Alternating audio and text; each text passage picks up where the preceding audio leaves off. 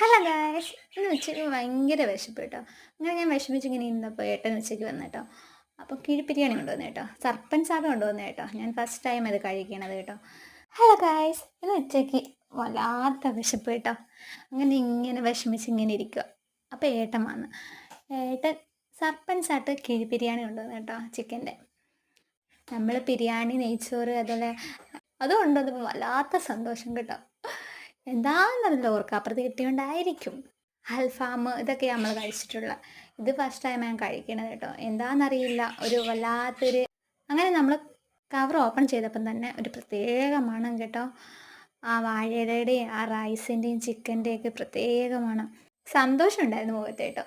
അങ്ങനെ നമ്മൾ cover open ചെയ്തപ്പം തന്നെ ഒരു എന്തു പറയണേ, ഒരു പ്രത്യേക മണം ആ വാഴയിലയുടെയും എന്തോ ആ നല്ല വെന്ത ചിക്കനായിരുന്നു കേട്ടോ. അതുപോലെ റൈസ് നല്ല അടിപൊളി മണം. എന്തു പറയണേ,